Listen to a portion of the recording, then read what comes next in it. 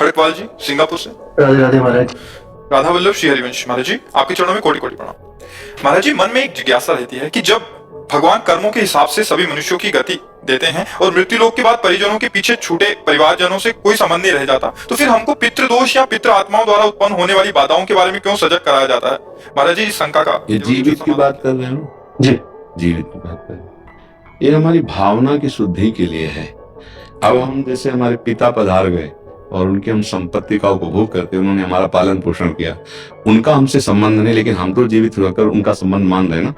अब हम जब उनको सुकृत दान करेंगे, भजन का, दान पुण्य का, पिंड का, तो जिस योनि में होंगे उनको प्राप्त होगा, वो उनकी उन्नति होगी। अगर वो किसी कर्म के दंड विभाग में हैं, नरक आदि में, आप यहाँ भजन कर, उनका उत्थान हो जाएगा, उनका मंगल हो जाएगा। वो आपका संबंध नहीं मान रहे, लेकिन आपका संबंध है, आप जीवित हैं। आपका स्थूल शरीर जब पड़ा होता है सैया में और आप स्वप्न देख रहे होते हैं, तो आपका स्थूल जगत और स्थूल शरीर से कोई मतलब नहीं होता, लेकिन मतलब है, जगने वाले को स्थूल से मतलब होगा ना। ऐसे ही जब शरीर छूटता है तो इस स्थूल जगत का उसका संबंध विस्मृत हो जाता है, लेकिन आपका जागृत है, आप उसका कल्याण कर सकते हैं, क्योंकि आपका पिता रहा है, उसको पता नहीं है, उस समय उसको ज्ञान नहीं है, लेकिन आपको पता है, तो आप उसका मंगल कर सकते हैं भजन के द्वारा, तीर्थयाटन के द्वारा, पिंडदान के द्वारा। अगर आप नहीं करते हैं तो आपका कर्तव्यहीनता होगी, क्योंकि आपका कर्तव्य बनता है, उन्होंने आपके लिए जो भी किया, अब चले गए, उनका कर्तव्य खत्म हो गया आपके प्रति, अब आपका कर्तव्य उनके प्रति है, क्योंकि आपका पिता का संबंध था, अब उनका मंगल होना चाहिए। तो हम अगर पिता की संपत्ति नहीं तो हम संपत्ति कमाएं, उनके लिए दान करें, वो दान उनको समर्पित करें, तो वो जहां भी होंगे उन्नति प्राप्त हो जाएगी, उनको उत्थान हो जाएगा, उनका स्थिति से उत्थान हो जाएगा, मंगल होने। मानो किसी मनुष्य शरीर में गए, अब उनको जो दंड मिलने हैं, उनको जो प्रारब्ध रचना हुई और आपने भजन बल दे दिया, तो सब रुक जाएगा, उनका जीवन मंगल में हो जाएगा। इसलिए प्रथा बनाई गई कि उनका अधूरा कार्य आप पूरा कर सकते हैं, उनको भगवत प्राप्ति करा सकते हैं। आप जब भजन करके भगवत प्राप्त होंगे, संकल्प करेंगे, तो बोले 21 पीढ़ियां तर जाती हैं, 14 आगे की और 7 पीढ़ी की, तो वो तो पिता, उनको तो परम पद मिल ही जाएगा। उनको स्मृति नहीं है, आपको स्मृति है। अगर समझा कि स्मृति क्यों नहीं रहती, तो जैसे आप स्वप्न में होते हैं तो आपको जागृत शरीर की स्मृति नहीं रहती कि वस्तुतः मेरे शरीर को सुंदर सैया पर सुलाया गया है, मैं एक स्वप्न देख रहा हूं, ऐसा बोध नहीं होता। स्वप्न सत्य होता है और ये स्थूल शरीर का विस्मरण होता है, समझ रहे ना। ऐसे ही वो जिस लोक में गए तो आपका विस्मरण हो चुका है, आपका कोई संबंध उनको स्मृति में नहीं है, वो जहां है। जैसे अभी आप आए हैं तो आप कहीं से आए हैं ना, पूर्व में कहीं कुछ ना कुछ थे, आपको कोई स्मरण नहीं है, लेकिन यदि पूर्व में आपका कोई संबंधी ऐसा है जो भजन तप और पाप हो, तो आपका ज्ञान विज्ञान प्रकाशित होने लगेगा, अचानक आपकी स्थिति बदलने लगेगी, शरीर की, स्वभाव की और वैभव की, क्योंकि आपका संबंधी कोई संकल्प कर रहा है। इसीलिए जब कोई भगवान का भक्त पैदा होता है तो जो पितर अन्य लोकों में होते हैं उनका परम मंगल होना निश्चित हो जाता है, तो वो कुल धन्य माना जाता है, वो धन्य होगा। सो कुल धन्य उमा सुन जगत पूज्य सुपनीत, क्योंकि सतरत ऐसा लोकांतर्य। अब उस कुल में पैदा हुआ, वो चाहे नरक में पितर हो चाहे स्वर्ग में हो, दोनों बंधन युक्त हैं।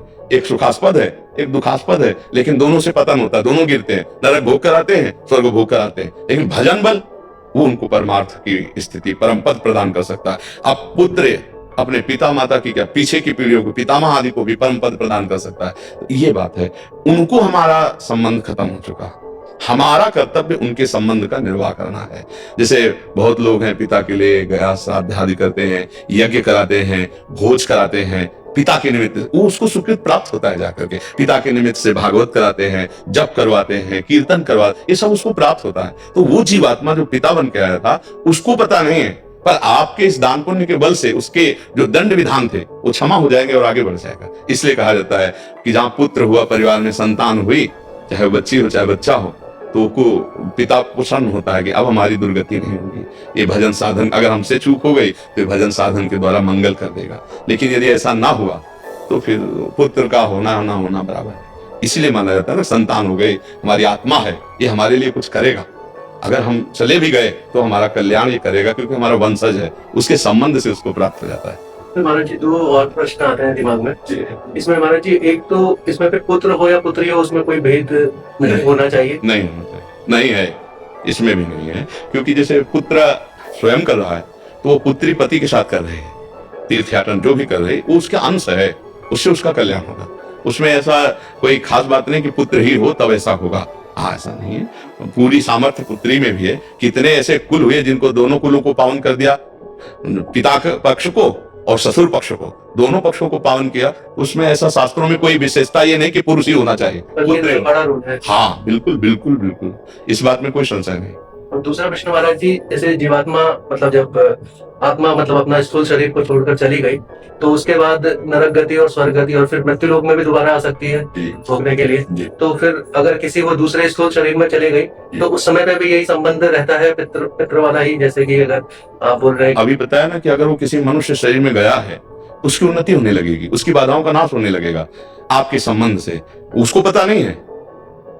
जैसे हम किसी के नाम पैसा ट्रांसफर करें और अपना परिचय हम ना दें और वहां तक पैसा पहुंच जाए तो धनी तो हो ही जाएगा ना। तो उसको पता नहीं, लेकिन आपको तो पता है ना कि मेरा जनक मेरा पिता है, अब जहां भी होगा उसको सुख पहुंचेगा, वो किसी भी योनि में हो। अगर मनुष्य योनि में है तब तो कहना क्या है, पर पता नहीं किसी योनि में हो, पर उसकी उन्नति हो जाएगी, उसका परमार्थ पुष्ट होने लगेगा। उस जैसे कुत्ता है, एक कुत्ता है गलियों में मारा घूमता है, एक है गाड़ी में सुख पूर्वक घूमता है, और एक है भक्तों के पास भी रहता है, भक्त परिवार है, नाम कीर्तन कर रहे हैं, मतलब एक है धाम में वास करता है। कितने तो अब इसके सौभाग्य का जन साधारण कुत्ता थोड़ी करेगा, जो धाम में राधा नाम कीर्तन हो रहा है, देहरी पे बैठा हुआ है, संत जन प्रसाद पाए, उसको देह श्री जी का प्रसाद ही तो मिल रहा है। तो अब ये कुत्ता और वो एक जनरल कुत्ता, बड़ा अंतर हो गया ना।